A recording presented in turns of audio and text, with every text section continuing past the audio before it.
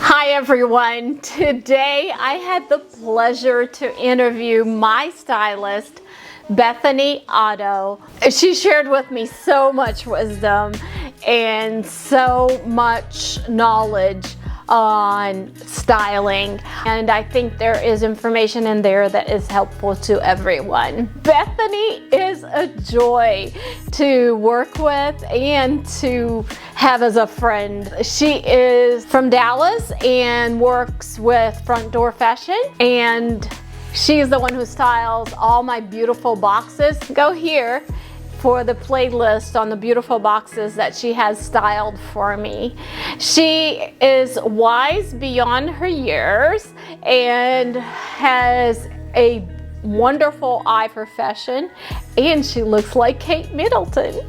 I hope you enjoy. First, I wanted to start by saying thank you so much. I appreciate your time and the willingness to share all your wisdom with us. I appreciate you asking me, and honestly, I really appreciate your presentation of, you know, my work and collaborating with you. It's really a treat for me to watch. Like, I'll get my daughter to watch. Sometimes I'll have family watch. So we know you, and we really, like, your videos are beautiful, and seeing everything in real life and in action, it's a great thing for me. So it's like a mutual. Oh, thank you.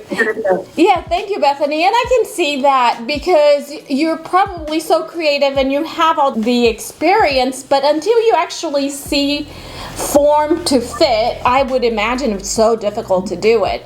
So before we even start anything, can you just tell me a little bit about yourself, your work history, your education background, and what you've done thus far? Sure, yeah. I have been in the fashion industry for roughly 10 years, give or take, on either side. I graduated with a apparel design and manufacturing degree, briefly interned in New York, which was an incredible experience, and then came back home and kind of got started in luxury retail and styling. I worked for like some editorial, freelancing, and that's really fun, but a whole other beast to what I'm doing now. And that took me into the wholesale side of the industry, which was very cool. I got to work with a lot of specialty stores, and through that learned about their customers and how it varies wherever you are. And that led me to Front Door Fashion, which really has kind of merged all of my favorite elements of the industry in one place. I still get to experience that like one-on-one connection and the styling aspect, like carrying over from the more editorial world into real life, which I find a lot more rewarding because of the results of it. Right, you're actually directly affecting people's lives. Directly. It's not just, will it look good on paper or like on a magazine, or what, did you do it for film or?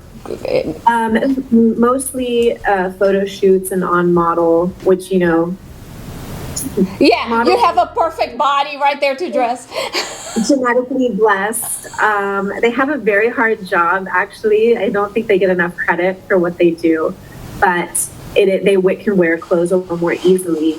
And so whenever you have, I don't like using the term like real women because models are real women, but just a variety of bodies, and then all of the things that kind of women, I would say, are working against. I think there's a lot of like messaging that we receive that clothing can help you kind of overcome that while you work towards recognizing your beauty, because women are like we're just amazing. This job allows me to meet so many different women from all different paths and pasts and presents and futures, and women are amazing. So like being able to be a part of expressing that for them has been just really rewarding, and sometimes that's lost in the fashion world because it's so like supposedly superficial, right? Sure, I agree. Yeah. It is, on a personal note, for me,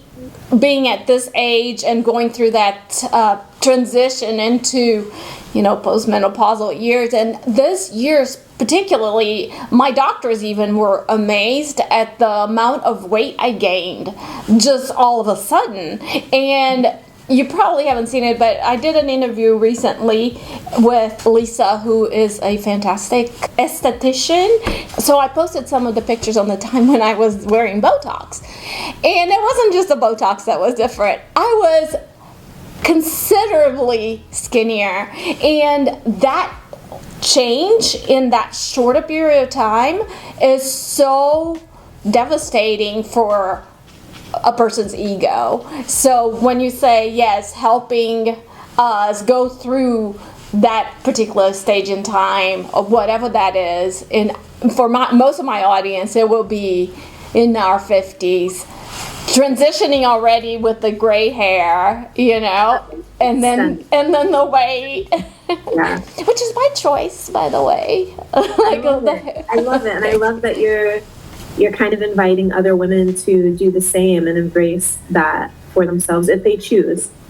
Sure. Yeah, but you do see some people do look less kept because they don't take the time to actually fix their hair before they go out. But I feel like if you just fix your hair and dress yourself, in a nice little coordinated outfit that Bethany put together for me, then you look fantastic. And I love it that today we kind of match with the greens. Yeah. So fantastic. So I'm going to ask a few questions. Do you dress a lot of people my age? I would say that would be a majority of my clientele. You can say don't quote me on this, but I'm going to say I believe that was our predominant demographic when Front Door started. It has expanded with styling service becoming like more the norm and the solution to shopping. But it's women who they know who they are. They have the income to treat themselves to this. They're wanting that collaboration, and there's various reasons why people do it, but for me is I can't stand shopping. So having somebody do that for me without me having to think about it, and knowing and trusting somebody such as yourself, because I don't even want to try anybody else in your company. I would want that. That I just, I like your taste, I like your style, and I like that you can manipulate the pieces so that it fits the 50-year-old body and it fits me at this stage in life, my coloring, my body shape. You are stunning. You are absolutely allowed to, have the things that you love, the things that you want to minimize, but I do want to just thank you. You are. I think you're gorgeous too. All right. So, how can mature women incorporate current fashion trends into their style without looking too youthful? Right. Mm-hmm. I get the age-appropriate comment in various ways frequently. It's a very common question. So firstly, what I would say is when I style, I don't focus on the age as much. There are things obviously to consider, but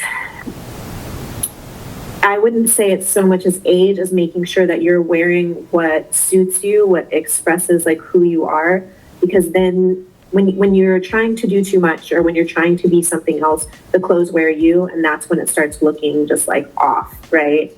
Specifically about trends, I would say to start with one trend and style around that, depending on where you are. If you're more minimal or more classic, then I would do it very small. So a current print, just layer that under a blazer with jeans, and it's just a little pop, or this really fiery red that we're seeing. Instead of doing it head to toe, get a really nice red shoe, I know that you have, or something to that effect, even in a nail color or an accessory. Right. So I would say take one trend and then build a more classic outfit around that. Right. I can't wear skinny jeans. My body, even when I'm skinny, I don't look good in skinny jeans. So I should just pass that trend correct? Exercise your ability to say no to trends. Like, that's a good thing. You don't have to do everything. Okay, great. Sometimes it's hard for people, I find, to even recognize that something is not working. It's so funny. Sometimes I get all the outfits, and reflecting on what you were saying about models, I put all those clothes on, and oh my gosh, it's such a struggle. Oh, tuck this, do that, make sure that this is not falling out on that side, you know, and oh, there you go, my underwear is showing, but I'm not going to change my underwear. I actually wear all my outfits and film myself before I even look in the mirror. Sometimes I'll stare in the middle, just make sure my, nothing is showing that's not supposed to be showing. But then I will edit the videos and take a look at it. And that's when I really get the perspective to see that something either is working or not working. So is there anything you recommend, do you think, that people should do when they say they get their boxes, or, because you're not there, right there staring at them and saying, okay, Catherine, this is not going to work for me. One thing that's very helpful is whenever customers do send photos of themselves in it. So seeing your videos is just like, it's gold for me. It's so good. But, obviously that may not be a reality for everyone. If you want to just try on really quickly, maybe you're not comfortable with that, which is also okay. Mm-hmm. There are some pretty foolproof tips and tricks to make sure that something is just going to work. There are certain formulas that pretty much work for everyone. I'm sure you see, I say front tuck for like almost everything. That's just, it elongates the body. It cuts the body into thirds instead of halves. That's just going to be more flattering. There's a lot of information like online if you're not sure how to style something. Understanding your body type would be another one. And then I would say, this is more of a project, but wearing your clothes like one piece at a time if you're trying to figure out what is right for you, what isn't. And then drawing a conclusion at the end of the day. Did I feel good in it? Was I tugging at something all day? Was it fussy? Did I just not feel like me? Or did I feel my best version of myself that was very movable and functional for what I do? And that kind of can help you with the like keep, don't keep. So the next time you put it on, you don't have to think about it. That's great. And then like just pull it out. If it didn't feel good, put it in the little donate or resell, depending on how much you spent, and just forget about it, don't wear it again, and take care of it some other way. Okay, that's a good, I like it. I like it very much. Right now, all my clothes in my closet's like that because everything's too small. Right. And that I would just say, take it easy on yourself, especially like talking about menopause. Mm-hmm. What your body is going through is like outrageous. It's incredible, actually. So you just have to like take it a little bit easy on yourself. And that's actually where a capsule collection can really serve you if you invest in like a few pieces that you just need at the size that you're at, that you feel good in, that you can like dress in many different ways without like spending a lot. That's a great idea. So that would be a request. Actually, the front door fashion videos are my most viewed videos other than the gray hair. So second to gray hair, front door fashion videos. I think people just come to it for styling, and maybe people have found me with a similar coloring or body type. And I will tell you, my most is this. The top heaviness, I literally gain weight here. I don't gain weight. Well, I mean, yeah, I gain weight everywhere, but I notice it most up here on my bust area, and I feel like nothing fits because it will not fit my narrow shoulders, and it's like it's either one or the other. Which one am I going to choose? Is there a trick that you can think of? And I know I'm putting you on the spot. That's so okay. You can put me on the spot. My kind of go-to formula is something that you displayed in your most recent video with the classic white button down, and that is layering. So for example, you would get like something that is a little a little bit of stretch, like a knit, something that fits the bust well. And then the piece, like the buttoning item or the blazer that mostly, and I would say this is true for my peers as well, mostly wear blazers open. So like if you can't close it, that's okay. It's just about like the proper fit in the shoulder. You want to be able to give the 2-arm hug. But when you have that piece that fits the bust and then you do the layering piece that's open, that is how you kind of balance that and then still give like that interest and polish and dimension. And it's absolutely okay to wear a piece open. I'm a little artistic, but I'm pretty technical too. It's like, how can I have a shirt that I can't button and wear it and it'd be okay? It's all about tricking the eye, right? Yeah, okay. I will say we also have brands that focus more on that, like the Finley shirt that you have. So that is a woman-owned company. So that's fantastic. They're more aware of right. So color for you, how do you play with color? And because not everybody in my group is, dark skinned with gray hair and kind of like hazel eyes. So it's like a weird combination to have. It's actually different because here in America you will have more, fair skin, kind of like you, but you do have green eyes, right? Me too, yeah. They're hazel, gorgeous. Green. Yes, I mean, our customers, as we've grown and become more known, we have all skin tones, all hair color, all eye color, all body types. And I would say for me personally, as a stylist, photos really help. There has been a huge resurgence in color analysis that we're seeing. I see that online all the time. Yeah. So am I a winter? I think that you would maybe be a winter, maybe a summer, but I am not trained in that at all, which I know might sound kind of silly. I have more of it's more a bit like innate where I'm just like, I can visualize that this is going to be very complimentary. It's been fun to hear people who have gotten their color analysis and study that, but I do say treat it as a guide and not a rule because it can be a little limiting. Very limiting, yeah. Right. And sometimes colors, there's different versions of that or something that's in the same family that may not land on the wheel that you look great in. I think the one that I would recommend people focus most on are neutrals. So the creams and beiges, and you can pretty easily tell when you're wearing it, do you look well rested or do you look a little dull and gray or tired? I have a real hard time deciding that because I think I'm a neutral. In other words, if I look at my skin, my entire life I try to figure it out because I don't have a regular skin tone. I'm a little bit more tanned and some things work good with me, but this is not a winter color. And I feel like I'm okay with but I think it's because of my eyes. But I don't know. Also, I will say I think your coloring is that of someone who can pull off most colors, which is very fun neutral. for me. Neutral, which is neutral, right? I can relate personally because there are some colors that just make me look more tired.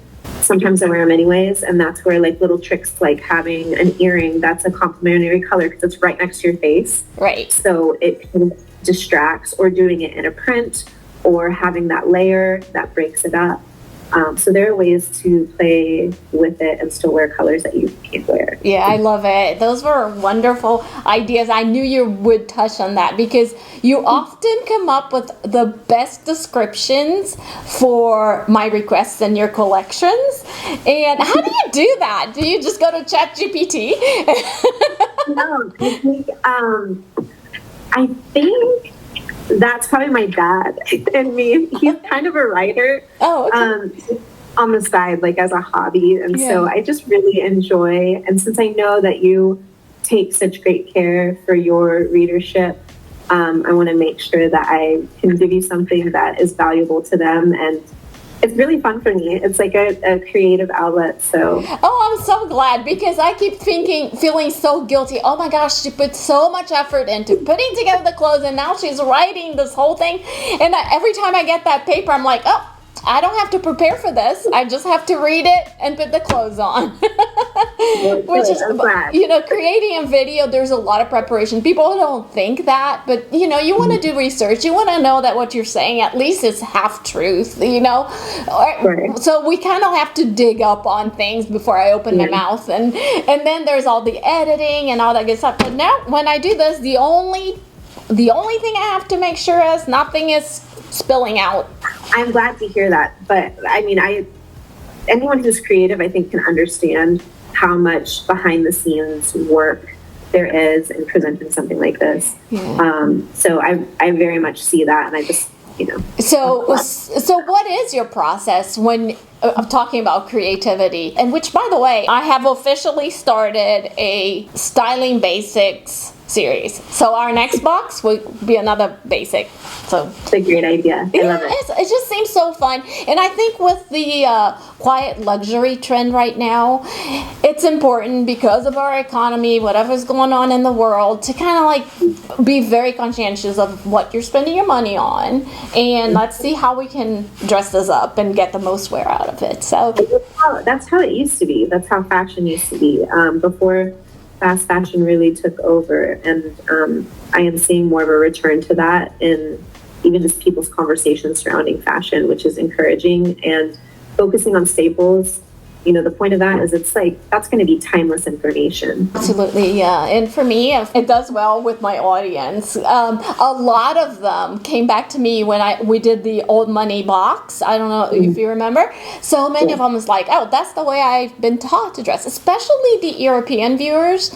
I have some European or American transplants, you know, people that are from other countries. They like, that's how my mom taught me to dress. You know, you don't just throw your money away into clothing. So it's very relatable. So going back to the question, so what is your process when I tell you, okay, here's a white shirt, please style it? It is different every time. And I think that everyone styles differently, but for me, it is dependent on a lot of things. With the classic white shirt, you know, my first thought was, this has been done before. And so I wanted to not do something so outlandish that it's not achievable or realistic, but I did want to make it a little more fun, a little more than just like put a blazer over it, put a moto over it. Not that those things are bad, those are classic looks, but the way that I approached it this time was I wanted to give you kind of this desk to dinner option, which was like the skirt look, something a little more playful that could be daytime or like night out with the girls, and that was the color pops, you know, with tonal dressing still like being a trend that's carrying over for a few seasons now. I wanted to kind of touch on that. Plus, you look great in color, so I had to give you some color. And then I wanted to give an example of using that piece as not the focal point. It was just an additional layer to create dimension, a little more polish. Having that third layer there, it makes the outfit look like more effort was put in with very minimal effort. So that was kind of my approach. And then there's also the inventory factor, because we have physical inventory that we're pulling from.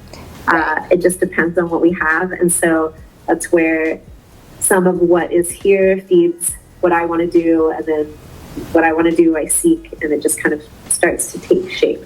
Right. I am a graphics designer. In graphic design, for me, I'd rather, or any sort of design, you know, even in my garden, when I'm looking at things, I'd rather have some restrictions. Otherwise, you just go crazy. So, right? So, somewhat, it helps you a little bit. But I just am in such awe, because you styled that whole box, and then none of them even reflected the other box that you did for me before, and that I pulled some of the looks towards the end of the video. If you watch all the way through, I put some of the, and that was a completely different set of looks from what you styled this time. So Fantastic. You're great. Thank you. I really appreciate that. It's really nice to hear because, it's a lot of mental energy. So sometimes you can be like, oh, am I an outfit repeater?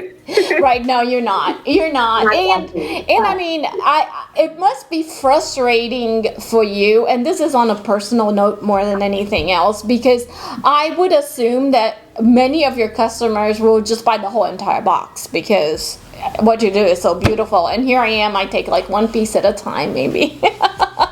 And I appreciate you doing that for me. I really do. This is like me talking to you in truth. I will probably have a special connection to you, I will say. Thank you. I just like you. And I like what you do. I think I like that your approach is representing a demographic that is not necessarily focused on. We're getting better at it. But like I said, I just think women are amazing, and the older you get, like the more chances you have had to prove how incredible women are, whichever direction you go in life.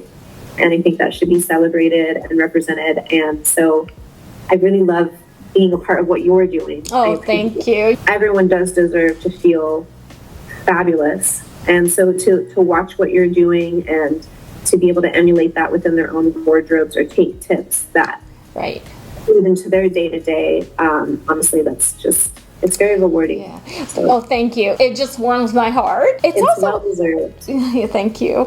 As we talk about that, it's very frustrating. I've been looking for a ladies' jacket. And you can find like on Amazon and, it's inexpensive. But at the end of the day, your quality of pieces that you bring in are the ones I want. I don't want something that, it's not line or it doesn't have good stitching. Like this, I've had this for years, decades probably. But I mean, everything in it is perfect. And it's actually leather, real leather. But but it's something that you want for the rest of your life. And this is how I enjoy it. But it came with a price tag. And it is so frustrating. But are there any tips that we can use to look for brands or low-end, high-end mix that we can do to achieve a upgraded look without spending your child's education? Right. You need that education. Yeah. Yes. One, it kind of goes back to what we were talking about. Like people are turning their attention back to investment pieces. That doesn't always necessarily mean something that is thousands of dollars, but paying attention to like finishings and fit and fabrication, but then being able to mix that with pieces that are much more affordable. So that goes into the concept of like a capsule wardrobe. It doesn't necessarily need to be like the dark denim, the black blazer, the white shirt. Those are all great pieces, but it really depends on your wardrobe and what you're looking for. What you're looking for in a capsule wardrobe is the value of the item, the ability to wear it multiple ways. That's where like a stylist can come in to play and help. And then to speak to your jacket, you said you got it a long time ago. Fashion is cyclical. We're having metallic moments being reported as a trend by Vogue and, all the fashion leaders. So when you have that quality piece, recognizing that you might store it away for a few seasons or a few fashion cycles, but it will come back. And when it's quality, you're good to go. Yeah. That automatically, girl math cuts the price. Mentioning Vogue, let's say Pinterest. These are the places, like when I go for an outfit, well, I don't really look. I'm not one of those people who goes to Instagram. Have never been that. I do have a couple of YouTubers that I enjoy watching, but they're very traditional and classic. And really, I just watch them to kind of like as a refresher or try to figure out a way to minimize my bust. But where do you get your trending information from? Do you usually magazines? It appears like magazines still exist. The last I heard, they are kind of struggling, unfortunately. Yeah. because I think there is something really beautiful about having like the physical glossy, and that's just probably like a precious pastime for me. Google obviously is just an incredible resource. Feels obvious to say, but you can find anything on there. And then social media, like influencers, they're great. Honestly, they can direct your attention to things that you would never even think about. You know, social media has like a global reach that you can access people that you would just never know existed. For me personally, I think that's a great question. I would say a little of this, a little of that. I do like to watch the shows. Vogue documents the shows like Fashion Week and such, and then seeing the runway trends and just thinking about them and how they're going to translate and trickle down into, you know, ready to wear, real world fashion. So when I'm styling, I do try to focus on a trend and then translate that into like a real woman's day. That is such a gift. I grew up in Brazil, and I had an aunt who owned an atelier, and we would watch, you know, Milan Fashion Week, and she would say, oh, I see, this is what they're doing, you know, and then she would break down the trend into wearable. And I'm like, how do you even do that? I couldn't figure it out. So I think it's some sort of a gift to be able to translate. But were you, as a kid, always interested in fashion, or? That's a great question. Yes. As soon as I learned to dress myself, I put on 15 shirts.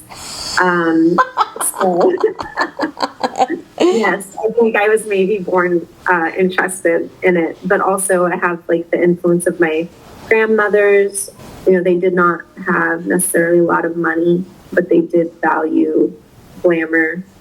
They introduced me to like old movies. So I watched a lot of Audrey Hepburn, and so there's a lot of fashion themes running through that. Yeah, I think of fashion eye it's like a designer eye, but different medium, because when I literally have a gut reaction to design, like home design, that doesn't appeal to me. But as my personal like and dislike, you know, it's like, that's it. I separate myself. I understand people may not like my style. I'm a little bit of a maximalist. But there are looks that really make me just cringe. And I wonder if that's the same for the eye of a stylist. Oh, yes. Yeah. So you can definitely spot, okay, that's wrong.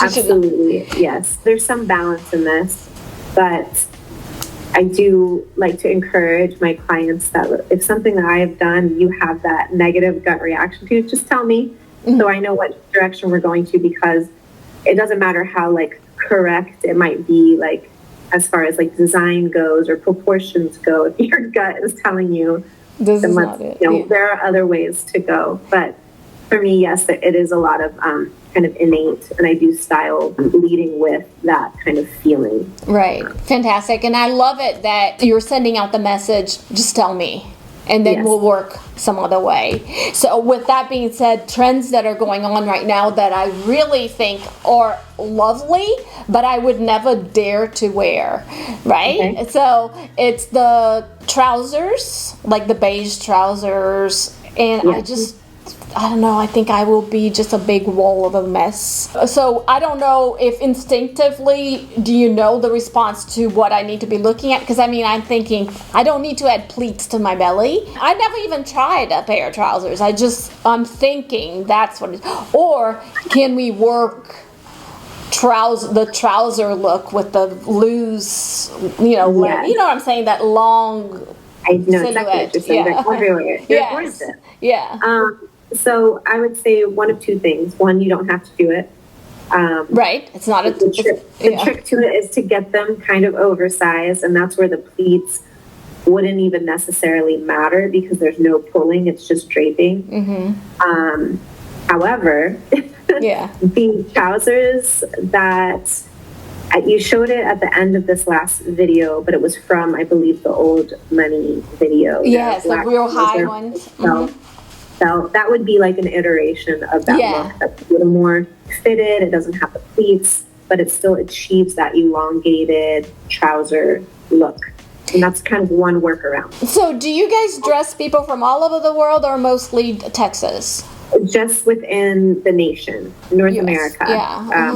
We can't ship outside of the country, but we, from coast to coast, we have customers. It's incredible, honestly. It's really fun. Right. Well, if you like that kind of stuff, I would just have a heart attack because I can't stand putting two outfits together.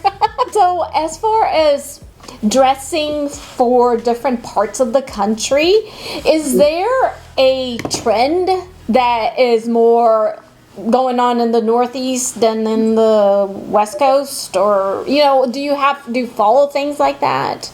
That's a great question. I would say it's less and less now because of social media. I agree. People have access to what used to come from Europe to like New York, and then it would go to California because of celebrities and kind of trickle in. Yeah. And then Dallas put itself on the map in the fashion world. Yeah. However, because of social media, people have access to it. So people from what you would maybe consider like Nowheresville are very interested in fashion. Some of my most like eclectic and fun customers are from places that you wouldn't think are synonymous with fashion, and they have incredible fashion sense. So. Like with not from the coasts, like from the middle of the country. Just, No, I get it. I totally get it. I did live in Europe, and I remember going out and seeing people wearing that year when I was there, like these wide pants that are not long enough and then boots showing underneath. And I was like, that is the ugliest thing. And then I come back to the US, and then like the next winter, everybody was wearing that. But there is an amount of research that goes into it, especially just, weather, etc., or just the general lifestyle or culture of the area. But that's where the communication between myself and my clients is really beneficial, to hear what their kind of day-to-day is and what they're looking for. Mm-hmm. Okay, so Bethany, this is the scariest question of all. What do you do for swimsuits when you are over 50? What should we be looking for, or how should we gauge what is appropriate for a 50-year-old? I can give a more constructive comment after this, but I would say one thing that we should do is look at men. Just look at men on the beach and look at them at the pool and mowing their lawns with their shirts off. They're not perfect, and I think that's really, acceptance is the key. Now, the reality is that women are given a lot of different messages that probably work against that. So more like concrete advice would be print placement. So print can be used to distract, I would say. So for example, if you want to minimize your stomach area, you could find a bottom that has a print that's a little more distracting, or some design detail like rouging a one piece, or actually they have this in bikinis as well. They have a great tummy control, so to speak, just for comfort. And then I would also say investing in like a really beautiful, just breezy kind of ruana or kimono robe and amazing sunglasses, and just being glamorous. Fabulous at the beach or the pool. I love that. That was a great answer. Good job. Do you have a lot of your clients that are stay-at-home moms, that most of their functions are, going out for dinner or doing things for school with their kids, or, their social life is more important than the business life? If you do you find that dressing them is less challenging or more challenging? Do you prefer dressing the businesswoman that can fit a box? That's a great question. We have a pretty healthy blend of clientele as far as their lifestyles. And so what I find is pretty across the board, is wanting the value in a piece. So its ability to serve a purpose in the day, serve a purpose at night is very important. So I would say it might be a little easier for a professional wardrobe to translate or transfer into an evening look, you know, based upon like the blouse you're putting under the blazer. You remove the blazer, add a statement earring, and maybe increase the heel height or change the shoe to something a little more evening. Whereas a stay-at-home mom, for example, if she has like a young child like I do, you might have some food on your shirt by the time you're getting ready for dinner or to go out. So true. So you want it to change. I do appreciate you so much. It's such a pleasure to have someone with so much knowledge at such a young age to be able to help me and hopefully my viewers on how to do our best and look our best. I really appreciate you. I really appreciate you asking me to do this, and I think that what you're doing is so important, and I just love collaborating with you, so thank you for letting me be a part of it. Oh my gosh, my pleasure and my honor. I really, really, really love your sense of style and your ability to come back at me with whatever I throw at you. So thank you, Bethany. I hope you guys were just as impressed by Bethany's knowledge as I am, and that she has answered lots of the questions that you might have had yourself. See you next week.